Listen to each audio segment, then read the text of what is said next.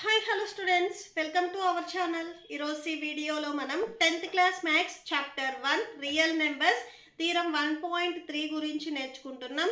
మీకు previous theorem 1.2 already complete అయిపోయింది. And ఈ చాప్టర్లో ఉన్న all exercises videos, all example videos ఈ వీడియో లాస్ట్లో డిస్ప్లే అవుతే చెక్ చేసుకోవచ్చు. సో థీరం 1.3 చూడండి. Route 2 is irrational. రూట్ 2ని మనం ఇర్రేషనల్ అని ప్రూవ్ చేయాలి.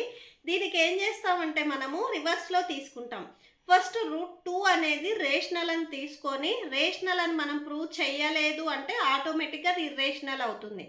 సో మనం ఏం చేస్తామంటే రూట్ 2 అనేది రేషనల్ అని మనం అస్యూమ్ చేసుకుంటాము. లాస్ట్లో అది మనం ప్రూవ్ చేయలేకపోతే అది మనకి ఇర్రేషనల్ అవుతుంది. ఓకే, సో సొల్యూషన్ చూడండి.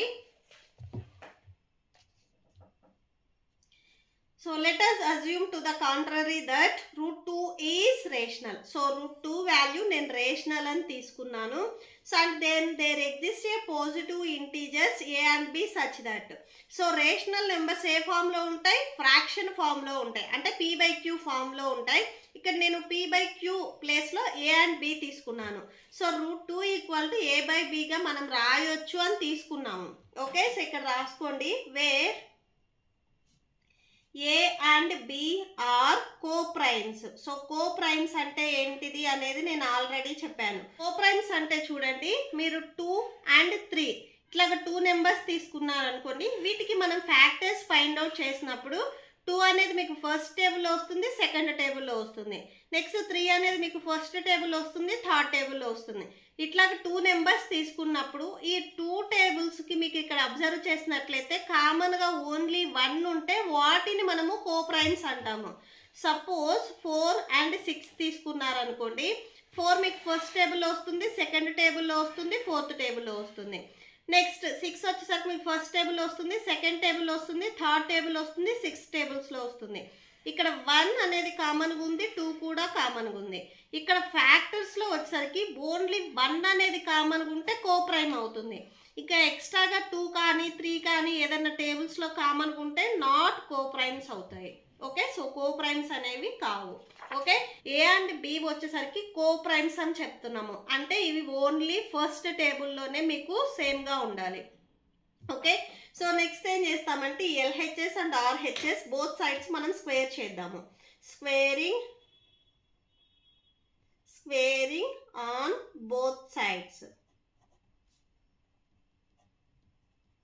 Okay, so root 2 whole square and next a by b whole square. Square and root cancel, ఇక్కడ 2 ఉంటుంది. నెక్స్ట్ ఏకి స్క్వేర్ అండ్ బికి స్క్వేర్ సపరేట్గా అప్లై చేయండి. ఓకే, సో బి వచ్చేసరికి ఇక్కడ డినామినేటర్లో ఉంది, ట్రాన్స్పోజ్ చేసుకోండి, మల్టిప్లికేషన్లోకి వెళ్తుంది. So 2b square equal to a square అవుతుంది. దీనికి మీరు ఈక్వేషన్ నెంబర్ 1 ఇవ్వండి. Next b square equal to, ఇక్కడ బి స్క్వేర్కి 2 అనేది మల్టిప్లికేషన్లో ఉంది, ఇది ట్రాన్స్పోజ్ చేసుకుంటే డివిజన్లోకి వస్తుంది. Okay, so b square equal to a square by 2. ఇక్కడ మనం బిఫోర్ థీరం 1.2 స్టేట్మెంట్ యూజ్ చేసుకుంటాము. ఏ స్క్వేర్ అనేది 2తో డివైడ్ అయితే ఏ కూడా మీకు 2తో డివైడ్ అవుతుంది. ఓకే, సో ఇక్కడ రాసుకోండి. బై ద థీరం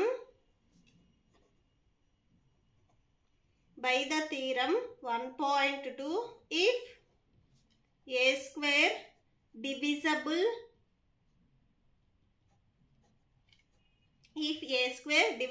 బై 2, ఇక్కడ ఏ స్క్వేర్ అనేది 2తో డివైడ్ అయితే then a is also divisible by 2. దీనికి మీరు ఈక్వేషన్ నెంబర్ 2 ఇవ్వండి. ఓకే, సో మనకి కోప్రైమ్స్ అంటే ఏంటిది? ఓన్లీ ఫస్ట్ టేబుల్లోనే రావాలి ప్రైమ్స్, అక్కడ ఉన్న ఫ్యాక్టర్స్ అనేవి. ఇక్కడ ఎక్స్ట్రాగా ఏ స్క్వేర్కి 2, అంటే ఏ స్క్వేర్ అనేది 2 టేబుల్లో వస్తుంది, బి స్క్వేర్ కూడా 2 టేబుల్లో వస్తే మనం తీసుకున్న అజంప్షన్ అనేది రాంగ్ అవుతుంది. ఓకే, నెక్స్ట్ అది చూద్దాము. So A equal to 2c.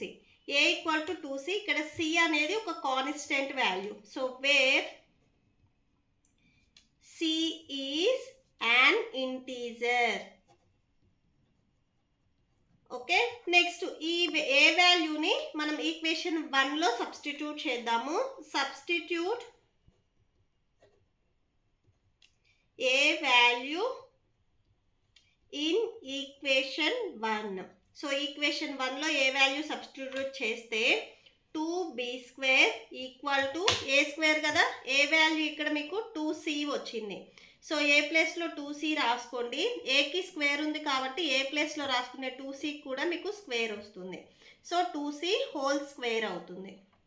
Okay, so next చూడండి, ఈ స్క్వేర్ అనేది 2కి అప్లై అవుతుంది అండ్ cకి అప్లై అవుతుంది. 2b² equal to 2² and c². So సపరేట్గా అప్లై అవుతుంది. 2b² equal to 2² value 4 and next ఇక్కడ c² ఉంది కదా, c² రాసుకోండి. 2 1s 2 2s 4 వస్తుంది. So b² equal to 2c² అవుతుంది. సో నెక్స్ట్ మనకి c² కావాలి. 2 వచ్చేసరికి c²కి మల్టిప్లికేషన్లో ఉంది, ఇది ట్రాన్స్పోజ్ చేసుకుంటే డివిజన్లోకి వెళ్తుంది. ఇక్కడ చూడండి, ఈ b²ని 2 డివైడ్ చేస్తుందంటే bని కూడా 2 అనేది డివైడ్ చేస్తుంది. If b² is divisible by 2, b² అనేది 2ని డివైడ్ చేస్తే bని కూడా 2 అనేది డివైడ్ చేస్తుంది. దీనికి మీరు ఈక్వేషన్ నెంబర్ 3 ఇవ్వండి. From equation number 2 and 3. So equation 2 and 3 నుంచి చూడండి 2 అనేది కామన్ ఫ్యాక్టర్ ఉంది. ఇక్కడ ఏని 2 డివైడ్ చేస్తుంది, ఇక్కడ సేమ్ మళ్ళీ బీని కూడా 2 డివైడ్ చేస్తుంది. మనకి కోప్రైమ్స్ అంటే ఓన్లీ 1 రావాలి. ఇక్కడ చూడండి, సో ఇక్కడ మనం 1 and first table and second టేబుల్లో వస్తే ఇవి కోప్రైమ్స్ కాదు అని చెప్పాము కదా, సేమ్ ఇక్కడ కూడా అంతే. సెకండ్ టేబుల్లో మీకు 2 నెంబర్స్ వచ్చాయి, ఓన్లీ ఫస్ట్ టేబుల్లో వస్తే మీకు కోప్రైమ్ అయ్యాయి. ఇక్కడ 2 టేబుల్స్లో వచ్చాయి కాబట్టి సో ఇక్కడ మనం తీసుకున్న ఎజంప్షన్ అనేది రాంగ్ అవుతుంది. ఏం రాసుకుంటారంటే, this contradiction has arisen because of our incorrect assumption that √2 is rational. So మనం √2 అనేది రేషనల్ అని స్టార్టింగ్లో తీసుకున్నాం కాబట్టి సో మనం తీసుకున్న దాన్ని మనం ప్రూవ్ చేయలేకపోయాము. So we conclude that √2 is irrational. So √2 అనేది ఇర్రేషనల్ అవుతుంది. సో ఇది థీరం కాబట్టి లాస్ట్లో హెన్స్ ప్రూవ్డ్ అని రాయాలి. సో హెన్స్ ప్రూవ్డ్ అని రాసేసుకోండి. That's it. ఈ ప్రాబ్లంతో మీకు ఈ వీడియో కంప్లీట్ అయింది. మీకు ఈ వీడియో నచ్చితే ప్లీజ్ లైక్ చేయండి, మీ ఫ్రెండ్స్కి షేర్ చేయండి అండ్ మన ఛానల్ని సబ్స్క్రైబ్ చేసుకోండి. ఈ వీడియో లాస్ట్లో మీకు నెక్స్ట్ ఎక్సర్సైజ్ కంటిన్యూ అవుతుంది, చెక్ చేసుకోవచ్చు. Thank you and thanks for watching.